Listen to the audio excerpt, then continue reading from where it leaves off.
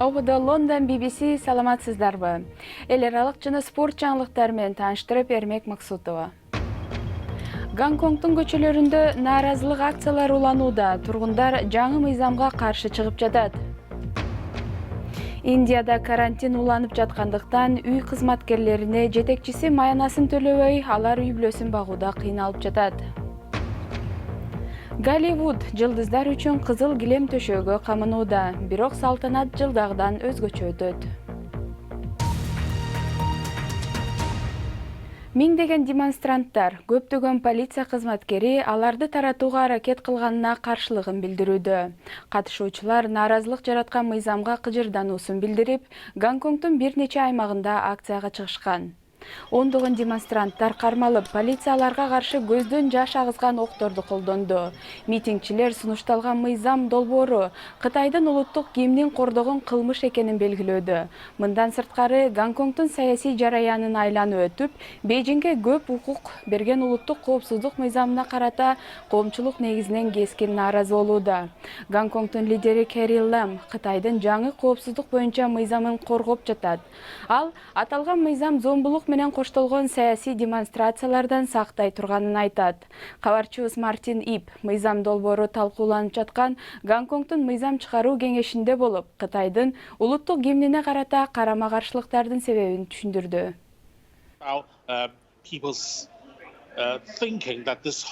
Гонконгдун тургундары аталган мыйзам долбоору алардын өкмөткө каршы нааразылыгын билдирүү үчүн аларга кандайдыр бир деңгээлде тоскоол болоорун айтат. Алар эми Кытайдын улуттук гимнине карата пародия жазып, аны шылдыңдай албай калышат. Анткени 2017-жылы Бейжиң улуттук гимни тууралуу мыйзам кабыл алып, аны 3-чү толуктоо деп аталган Гонконгдун баш мыйзамына кошкон.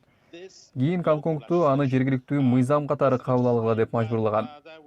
Ошондо Гонконгдук футбол күйөрмандары эл аралык беттештерде Кытайдын улуттук гимнине каршылыгын билдиришкен.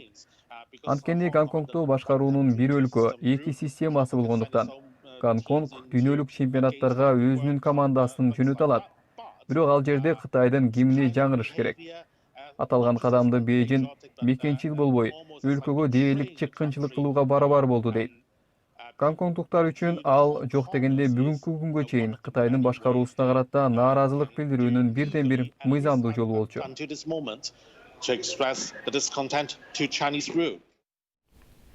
Гонконгдун нааразылык акциялары дале уланууда. Бул жана башка орчундук кабарларды уюлдук телефон аркылуу интернет сайтыбыздан окуңуз. Ал үчүн бизди bbc.com/кыргыз деп издеңиз. Түштүк Кореяда соңку 24 сааттын ичинде коронавирусту жуктуруп алган жаңы 40 учур катталды. Бул соңку 2 айдагы эң жогору сан. Бүгүн өлкө боюнча 2,5 миллион окуучу сабакка биринчи жолу чыккан. Мектепке баруу уруксатын алуу үчүн студенттердин дене табы текшерилип жатат жана алар COVID-19 башка симптомдору бар жогуна текшерилет. Пандемиядан аталган өлкөдө каза болгондордун саны 270ти түздү. Индия 2 айдан бери карантинде болуп келгендиктен байлар менен жакыр жашагандардын ортосундагы теңсиздик күчөп кетти. Миллиондогон аялдар үй кызматкери болуп иштеп нан таап келишкен. Көптөгөн орто жана бай жашаган үй бүлөлөр үй жумуштарын ошол кызматкерлерге жасатышат. Бирок карантинге байланыштуу көп киши алардын маянасын төлөбөй, кызматчылар кыйналып жатат. Дивья Ария Делиден баяндайт. Жакыр аймакка киргенде кишилердин кайгырып, үмүтү өчкөнү байкалат. Биз бул жерге үй кызматкери болуп иштеген Манжу Деви менен жолукканы келдик. Бирок бизди дароо ондогон башка үй кызматчылары курчап алды. Алар жумуш берүүчүлөрү маянасын төлөбөй жатканына даттанышты. Алар бизди иштетпей, айлыгыбызды бербей жатат. Эми кантип күн көрөбүз? Балдарыбызга сүт керек, ала турган нерселер көп. Бул жерден бир аз ары жылганыбызда бизге Манжу $90 табуу үчүн бир айда 4 үйдө иштегенин айтып берди. Бирок карантин башталып, ошол акчасын да таба албай калган. Күйөөсү ичип кетип, Манжу 5 баласын жалгыз багып азап чегүүдө. Мен иштеген үйдүн кожоюну мага 1 тыйын да, мурда иштеген айлыгымы дагы бербеди. Эмне кыларымды билбейм, иштен кетсемби дейм. Алар өздөрүнүн эле көйгөйлөрүн айтышат. Мен эмне кылам? Бул жерде Манжу сыяктуу жашаган аялдардын турмушу алар кызмат кылган үйлөрдөн аябай айырмаланат. Байлар кызматкерлерди ишке алып, тамак аш бышыртып, кийим кечесин жуудуруп, балдарын караттырат. Каарманыбыздын айтымында азыркы кыйын шартта алар иш бербей калыптыр. Айрымдары кызматкерлерине жардам бергени менен көбү аларга эшигин жаап койгон. Үй кызматкерлери Индиядагы укуктары толук корголбогон бейрасмий чоң сектарын түзөт. Бул эксплуатацияга жатат дешүүдө активисттер. Мындай мамиле мурдатан болуп келген. Кызматкерлердин өргө алууга укугу жок. Алар жеке жашоосуна дагы убакыт бөлө алышпайт. Алар биздин карамагыбызда. Алар биздин ишибизди жасап аткандыктан биздин талаптарга ылайык иштеши керек деген түшүнүк бар. Шаардын бай көчөлөрүндө карантин чаралары жеңилдетилип, үй кызматкерлери иштей баштаса, коронавирус жайылышы мүмкүн деген кооптонуу бар. We don't have the geographic understanding of how they Биз live. алардын кандай шартта жашаганын билбейбиз. Ошондуктан бизде алар башка адамдар менен канчалык байланышта болгонун, кимдер менен кантип жашап жатканы тууралуу маалымат жок. Анткени биз жашаган аймакта сейилдеп жүргөн адамдарды көрбөйсүң. Алар болсо ар жерде жүрүшөт. Бул жердеги тургундардын турмушу катаал. Күнүмдүк жашоо тиричилигин эптеп көрмөй, кыйналгандар көп. Ата-энеси жумушсуз жүргөндө, курсагы тойбой ачка калган балдардын саны күнүгө көбөйүүдө. BBC Кыргыз кызматынын берүүсүн көрүп жатасыздар, жаңылыктар менен тааныштырууну улантабыз. Президент Дональд Трамп консерваторлордун үнүн жабууда деген негизде социалдык медиа компанияларды коркутууда. Twitter анын бир билдирүүсүнө так эмес экенин эскерткен белги койгондон кийин Трамп минтип айтып чыкты. Дональд Трамп ушул жылы болчу шайлоонун жыйынтыгы бурмаланып калышы мүмкүн деп Twitterди сындап чыккандан кийин Twitter колдонуучуларын текшерилген маалыматтарга гана ишенүүгө чакырды. Дүйшөмбү күнү полициянын абагында афро-америкалык киши каза болуп, буга байланыштуу АКШнын Миннеаполис шаарында протесттер жүрүп, демонстранттарды таратуу үчүн полиция көз ачыштырган газ колдонду. Джордж Флойдду полиция кызматкери жерге буту менен басып отурганын көрсөткөн видеолор интернетке тарап кеткен.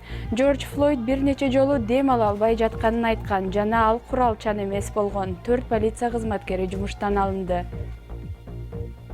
Филиппинде президент Родриго Дутертенин баңгизатка каршы согушунун алкагында миңдеген жаш балдар жабыркады деп билдирди Human Rights Watch уюму. Бул билдирүүдө жаш балдарга келтирилген физикалык, финансылык жана психикалык зыян тууралуу жазылган. Көптөр жакындарынан ажырап калган соң көчөдө жашоого аргасыз болгон.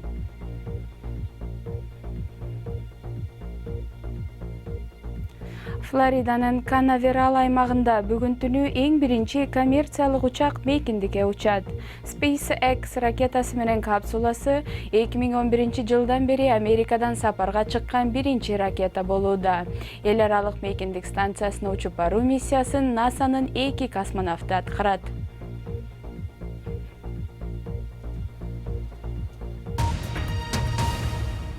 Көңүл ачуу индустриясын карантинден кийин кайра жандандыруу кызыл килем төшөп коюу менен бүтпөйт. Бирок кино индустриясындагылар коронавирустан кийинки эрежелерге карабастан фильмдер, алардын жылдыздары жана көрүүчүлөрү мурдагыдай популярдуу болушу үчүн креативдүү боло баштады.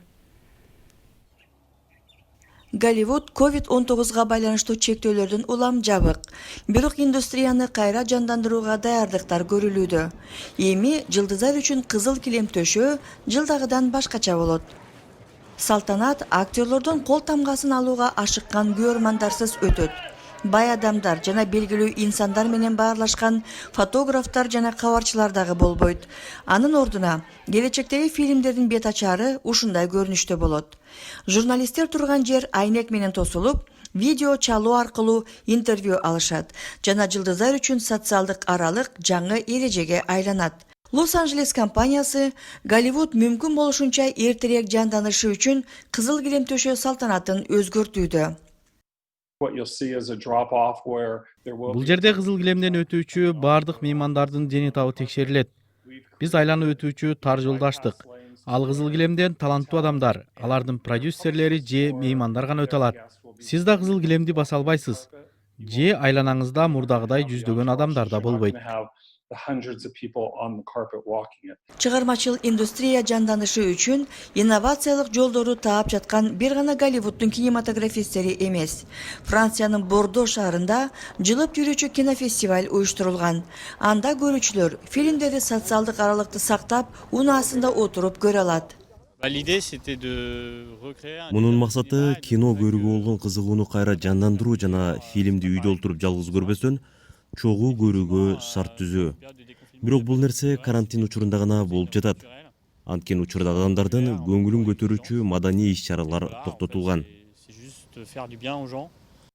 Мындай идея көрүүчүлөргө абдан жакты. Бул кайра сыртка чыгып көңүл ачууга жакшы мүмкүнчүлүк. Ачык асман алдында отурасың. Бордодо биринчи жолу сыртта кино көрдүм. Классикалык унаамда отуруп, эмне үчүн кызыгууга батып, кино көрө албайм деп ойлодум. Биринчи жолу сыртта көңүл ачып, биринчи жолу кадимки жашоого кайтып жатабыз. Аябай жагымдуу болот экен. Карантин учурунда Netflix сыяктуу сайттардан фильмдерди көрүп убакытты өткөрсөк дагы, фильм индустриясы адамдардын мурдагыдай кинотеатрларга барып кино көрүүгө болгон каалоосу өчпөйт деген үмүттө. Келечекте кинофильмдерди көрсөтүү кызматы өзгөрсө дагы, театрга барып көрүү кызыктуу бойдон кала берет. Эми спорт жаңылыктары. Премьер-лига клубтары кайра баштоо же Project Restart долбоору башталсын деп бир үндөн макулдугун көрсөтүп добуш берди. Бул кадимки машыгуулардын башталышына жол берет. Оюнчулар топ болуп бөлүнүп алып, машыгууларын баштайт. Премьер-лиганын кызматкерлери жана оюнчулары жума сайын 2 жолу тестирлөөдөн өтүүдө. Манчестер Юнайтеддин менеджери Оли Ганнар Сулшер, Маркус Рашфорд менен Пол Погба премьер-лига оюндары башталса, кайтып келиши мүмкүн деп билдирди.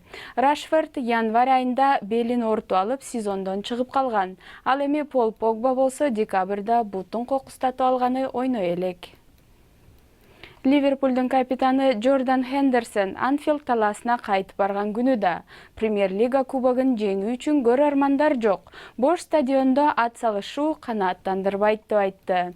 Сезон токтоп калганга чейин Ливерпуль тизменин алдыңкы сабында турган. Алардын титулду жеңип алышына болгону 2 жеңиш керек. Бул клубтун 90-жылдардан бери эң мыкты көрсөткүчү. Премьер-лига сезонду июнда баштайбыз деп үмүт кылууда. Жаңылыктардын соңунда 2-нчи дүйнөлүк согуш маалында бомбалардан аман калган крокодил жөнүндө айтып беребиз. Аталган крокодил Москва зоопаркында 84 жашында аркы дүйнөгө кетти. Сатурн деп аталган крокодилдин өмүрү узак жана түрдүү окуяларга бай болду. АКШда туулган крокодил согуштун алдында Берлин зоопаркына алынып кеткен. Бомбалоодо зоопарктан качып кеткен. 3 жылдан кийин Британ аскерлери аны кармап алып, орус аскерлерине өткөрүп берген экен. Эми бул крокодил бальзамдалып, Москвадагы музейлердин биринде экспонат болот. Бул жана башка жаңылыктар азыр интернет сайтыбыздын башкы бетинде турат. Дарегибиз BBC Кыргыз Check.com сайтыбыздан жаңылыктарды окуп, радиобузду да уксаңыздар болот. BBC жаңылыктарын Facebook, Twitter жана YouTube'дан да тапсаңыз болот. Ал үчүн бизди BBC Кыргыз деп издеңиз. Биздин бул даректерге блог, макала жазып, сүрөт, тасма тартып салып турсаңыз, биз аларды окурмандар менен бөлүшөбүз. Берүүнү жыйынтыкта Сан Алпарган Эрмек Максутов болду. Эфирде кайрадан жолукканча саламатта калыңыздар.